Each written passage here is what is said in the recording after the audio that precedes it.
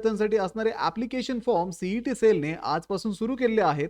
तर आजच्या व्हिडिओमध्ये आपण हे ॲप्लिकेशन फॉर्म कुठल्या पद्धतीने तुम्ही फिलअप करू शकतात, कुठल्या स्टेप्स तुम्हाला फॉलो करायच्या आहेत आणि हे ॲप्लिकेशन फॉर्म भरत असताना कुठली काळजी तुम्ही घ्यायची आहे, या सर्व गोष्टी आपण डिस्कस करणार आहोत. तर हॅलो विद्यार्थी मित्रांनो, मी तुमचा एज्युकेटर अरविंद आणि तुमचं स्वागत आहे ग्लोबल ऑनलाईनमध्ये. मित्रांनो, लॉ सीईटीसाठी असणारी लाईव्ह बॅच 12 जानेवारीपासून ग्लोबल ऑनलाईनमध्ये सुरू होत आहे. या बॅचमध्ये तुम्हाला डेली लाईव्ह क्लासेस दिले जातात. परीक्षेपूर्वी तुमचा संपूर्ण सिलेबस मराठी आणि इंग्रजी अशा दोन्ही माध्यमांमधून कव्हर केला जातो. तसेच विद्यार्थी मित्रांनो, परीक्षा झाल्यानंतर तुमच्या ॲडमिशन पर्यंत ग्लोबल ऑनलाईन तुम्हाला गाईड करण्याचं काम करते. तर या बॅचमध्ये तुम्हाला रेकॉर्डेड व्हिडिओ लेक्चर सुद्धा अवेलेबल असतात. संपूर्ण अभ्यासक्रमाच्या नोट्स दिल्या जातील. 50 पेक्षा अधिक मॉक टेस्ट आणि 2000 पेक्षा अधिक MCQ सुद्धा तुम्हाला या बॅचमध्ये दिले जाणार आहेत. तर बॅचला जॉईन करण्यासाठी तुम्ही स्क्रीनवरती दिलेल्या नंबरवरती व्हॉट्सअप करू शकता किंवा प्ले स्टोअरवरती जाऊन तिथेही ग्लोबल ऑनलाईन ॲपमध्ये तुम्ही हा कोर्स जॉईन करू शकता. तर लवकरात लवकर बॅचला जॉईन करा आणि महाराष्ट्रातल्या टॉपच्या कॉलेजेसमध्ये ॲडमिशन घेण्याची तयारी अगदी आत्तापासूनच सुरू करा. आता विद्यार्थी मित्रांनो, सीईटी सेलच्या ऑफिशियल वेबसाईटवरती गेल्यानंतर तुम्हाला इथे सीईटी एक्झामिनेशन पोर्टल AY 2627 दिसेल. त्याच्यावरती क्लिक करा. इथे क्लिक केल्यानंतर तुम्हाला लॉग इनसाठी विचारलं जाईल. जर तुम्ही ऑलरेडी रजिस्टर केलं असेल तर साइन इन करा. जर तुम्ही रजिस्ट्रेशन केलं नसेल तर रजिस्ट्रेशनचा व्हिडिओ पहा आणि त्यानुसार तुमचं सीईटीचं रजिस्ट्रेशन करून घ्या. डिस्क्रिप्शनमध्ये तुम्हाला त्या व्हिडिओची लिंक पण दिलेली आहे. तर अगोदर रजिस्ट्रेशन करा. त्यानंतर जो ईमेल ID आणि पासवर्ड तिथे वापरला आहे तो इथे साइन इनसाठी टाका. रजिस्टर्ड ईमेल ID आणि पासवर्ड. ईमेल ID पासवर्ड टाकून ज्यावेळेस तुम्ही साइन इन कराल त्यावेळेस तुमची प्रोफाईल ओपन होईल. इथे वेगवेगळे ऑप्शन्स तुम्हाला दिसत आहेत. तर सीईटी रजिस्ट्रेशनवरती जाऊन मग तुम्ही तुमचा फॉर्म इथे पाहू शकता. LLB 3 इयरवरती क्लिक केल्यानंतर तुमचा फॉर्म इथे ओपन होईल आणि मग तुम्हाला बेसिक डिटेलमध्ये इथे तुमचे जे डिटेल्स रजिस्ट्रेशनच्या वेळेस तुम्ही एंटर केलेले आहेत ते ॲज इट इज फेच केलेले असतील. त्यानंतर विद्यार्थी मित्रांनो, नेक्स्टवरती क्लिक केल्यानंतर तुम्हाला पुढच्या पेजला रिडायरेक्ट केलं जाईल. इथे तुमचे ॲड्रेसचे डिटेल असतील आणि हे ॲड्रेसचे डिटेल तुम्ही रजिस्ट्रेशनच्या वेळेस फिलअप केलेले आहे. ते ॲज इट इज इथे आलेले आहेत. त्यामुळे ते एकदा कन्फर्म करून घ्या. परत पुढे नेक्स्टवरती तुम्हाला क्लिक करायचं आहे. इथे आल्यानंतर ऑदर डिटेल्स आणि एज्युकेशनल डिटेल हे सर्व डिटेल्स आपण ऑलरेडी रजिस्ट्रेशनच्या वेळेस भरलेले आहेत. ते इथे रिफ्लेक्ट होत आहेत. त्यामुळे एकदा ते व्हेरीफाय करा आणि परत नेक्स्टवरती क्लिक करा. आता पुढे विद्यार्थी मित्रांनो, तुम्हाला इथे डिसेबिलिटी इन्फॉर्मेशन सिलेक्ट करायची. आपण रजिस्ट्रेशनमध्ये नो केलं होतं, इथे ॲज इट इज नो आलं आहे. ऑर्फन तुम्ही असाल तर इथे येस नो सिलेक्ट करा. कॅटेगरी इन्फॉर्मेशनमध्ये विद्यार्थी मित्रांनो, तुम्हाला इथे डोमिसाईल विषयी विचारलं जाईल. तुम्ही महाराष्ट्राचे रहिवासी असाल तर इथे येस सिलेक्ट करा, नसाल तर नो सिलेक्ट करा. त्यानंतर तुमची कॅटेगरी तुम्हाला इथे सिलेक्ट करायची आहे. त्यानंतर तुमची जी कास्ट आहे ती सिलेक्ट करा. इथे तुम्हाला कास्ट सर्टिफिकेटची इन्फॉर्मेशन द्यायची आहे. अवेलेबल असेल तर अवेलेबलवरती सिलेक्ट करा. व्हॅलिडिटी सर्टिफिकेट असेल तर अवेलेबल सिलेक्ट करा.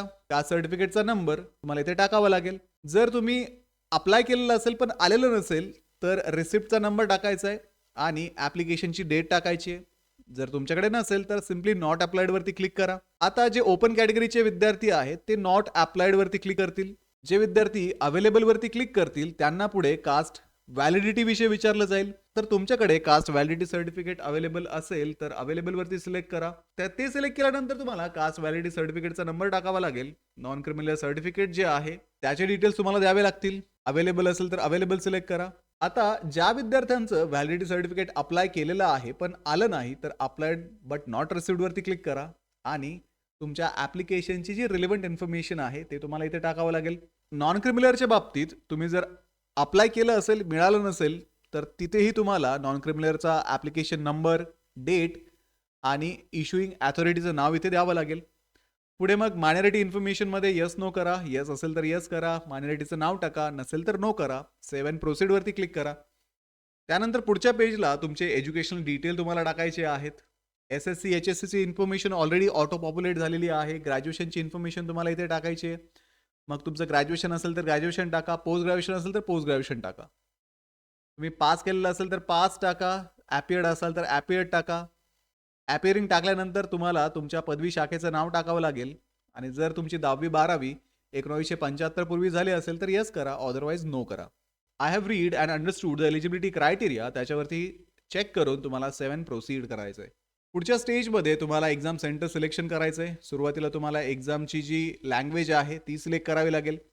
राज्यानंतर तुम्हाला कुठल्या जिल्ह्यामध्ये हा पेपर द्यायचा आहे, ते जिल्हे तुम्हाला सिलेक्ट करायचे.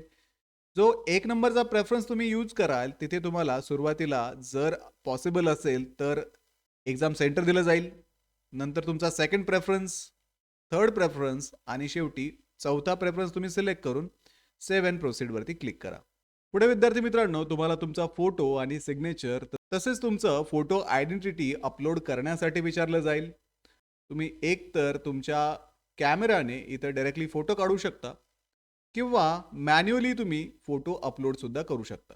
तर त्यासाठी तुम्हाला अपलोड फोटो इन्स्टेडवरती क्लिक करायचंय आणि ब्राउज फाईलमध्ये जायचंय. ब्राउज फाईलमध्ये गेल्यानंतर ज्या लोकेशनला तुम्ही फोटो आणि साईन स्टोअर केलेली असेल, त्या लोकेशनला जाऊन तुमचा फोटो सिलेक्ट करा आणि इथे मग सेव्ह म्हणा. आता विद्यार्थी मित्रांनो, तुम्हाला इथे क्रॉप करण्यासाठी विचारलं जाईल. क्रॉपवरती क्लिक केल्यानंतर क्रॉप आणि क्रॉप अँड अप्लाय वरती क्लिक करा. म्हणजे तुमचा इथे फोटो अपलोड होईल. त्यानंतर तुम्हाला तुमची सिग्नेचर अपलोड करायला सांगितली आहे. इथे पेन्सिल मार्कवरती क्लिक केल्यानंतर परत तुम्ही ही सिग्नेचर जी आहे ती ब्राउज करू शकता. ब्राउजवरती क्लिक करा. ज्या लोकेशनला तुम्ही तुमची सिग्नेचर स्टोअर केलेली आहे ती सिलेक्ट करून ओपन करा आणि सेव्ह म्हणा.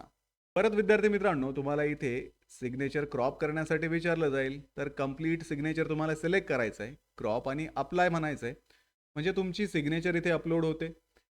त्यानंतर आयडेंटिटी टाईपमध्ये तुम्ही तुमचं PAN card, driving licence, voter card, bank passbook, Aadhaar card, e Aadhaar, त्याच्यानंतर कॉलेजचं आयडेंटिटी कार्ड किंवा मग पीपल रिप्रेझेंटेटिव्हने ऑफिशियल लेटर हेडवरती तुमचा फोटोग्राफ असणारा आयडेंटिटी प्रूफ तुम्हाला इश्यू केला असेल तर ते सिलेक्ट करू शकता किंवा इंडियन पासपोर्ट तुम्ही सिलेक्ट करू शकता.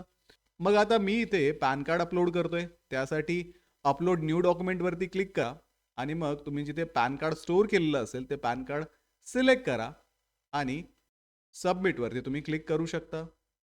पुढे विद्यार्थी मित्रांनो, तुम्हाला तुमचा ॲप्लिकेशन फॉर्म दिसेल. त्या ॲप्लिकेशनमध्ये तुम्ही जेवढ्या डिटेल्स या फॉर्ममध्ये भरल्या आहेत त्या सर्व डिटेल्स इथे फेच केलेल्या असतील. तर त्या डिटेल्स एकदा चेक करून घ्या, कारण इथे तुम्हाला एडिटचा ऑप्शन आहे. सर्व डिटेल चेक करून घ्या. तुम्ही जे पॅन कार्ड अपलोड केलंय, जो फोटो अपलोड केलाय, त्या डॉक्युमेंट्स व्यवस्थित अपलोड झाल्या आहेत का हे चेक करण्यासाठी पण तुम्हाला इथे ऑप्शन आहे. व्ह्यूवरती क्लिक केल्यानंतर तुम्हाला तुमचं पॅन कार्ड सुद्धा इथे समोर दिसेल. तर एकदा तुम्ही सगळं कन्फर्म केल्यानंतर प्रिंट प्रिव्ह्यू फॉर्म येत आहे. तर ही प्रिंट काढून ठेवा, कारण तुम्हाला पुढे सीईटीच्या कॅप राऊंडच्या वेळेस ही प्रिंट गरजेची आहे. ॲडमिशनच्या वेळेस तुम्हाला ही प्रिंट लागणार आहे. त्याच्यामुळे ही प्रिंट काढून तुमच्याकडे व्यवस्थित जपून ठेवा. लास्ट फेजमध्ये आय कन्फर्मवरती क्लिक करा आणि कंटिन्यू करा. आता तुम्हाला इथे सांगितलं जातंय की प्लीज तुम्ही तुमच्या ॲप्लिकेशन फॉर्ममधले सर्व काही डिटेल्स व्हेरीफाय करून घ्या. तुम्ही व्यवस्थित डिटेल्स भरले आहेत का, तरच तुम्ही पुढे जाऊ शकता. आता आपण ऑलरेडी चेक केलेलं आहे. प्रोसीड विथ द पेमेंटसाठी यस केल्यानंतर आपल्याला पेमेंटसाठी रिडायरेक्ट केलं जाईल. पुढच्या स्टेजवरती तुमचा मोबाईल नंबर इथे एंटर करा आणि इथे तुम्ही debit card, UPI, net banking या गोष्टींचा वापर करून सुद्धा पुढे पेमेंट करू शकता. तर अशा पद्धतीने आपण आपला ॲप्लिकेशन फॉर्म सबमिट केलेला आहे. आता विद्यार्थी मित्रांनो, ज्यावेळेस तुम्ही हा फॉर्म सबमिट करता, सबमिट केल्यानंतर तुम्हाला नवीन एडिट्स करण्याचे कुठलेही चान्सेस अवेलेबल नसतात. CET cell correction window open करते. त्यावेळेस तुम्ही चुकलेल्या गोष्टी इथे मॉडिफाय करू शकता. तोपर्यंत तरी तुम्हाला इथे कुठलेही नवीन मॉडिफिकेशन आता करता येणार नाहीयेत. त्यामुळे विद्यार्थी मित्रांनो, अशा पद्धतीने तुम्ही तुमचा फॉर्म भरा, फॉर्म सबमिट करा आणि आता यापुढे सीईटीच्या प्रिपरेशनला तुम्ही सुरुवात करा. तर विद्यार्थी मित्रांनो, या सीईटीचं प्रिपरेशन करण्यासाठी ग्लोबल ऑनलाईन पब्लिकेशनचं महाराष्ट्र लॉ सीईटीचं बुक आता Amazonवरती आणि तुमच्या जवळच्या बुक स्टोअरमध्ये अवेलेबल आहे. या बुकमध्ये तुम्हाला कंप्लीट सिलेबस मिळणार आहे. चॅप्टर वाईज एक्सप्लेनेशन इथे आहे. Topic wise practice question, previous इयरचे ऍक्च्युअल PYQs सोबत मॉडेल टेस्ट, स्मार्ट टिप्स आणि ट्रिक्स सुद्धा तुम्हाला या बुकमध्ये अवेलेबल असणार आहे.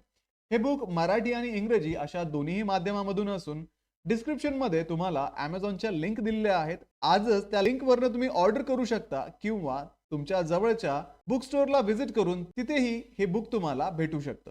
तर आजच बुक ऑर्डर करा आणि सीईटीच्या प्रिपरेशनला अगदी आत्तापासूनच सुरुवात करा. तर व्हिडिओला लाईक करा, तुमच्या मित्रांना हा व्हिडिओ शेअर करा, ग्लोबल ऑनलाईनला सबस्क्राईब करा. भेटूया पुढच्या व्हिडिओमध्ये. थँक्यू.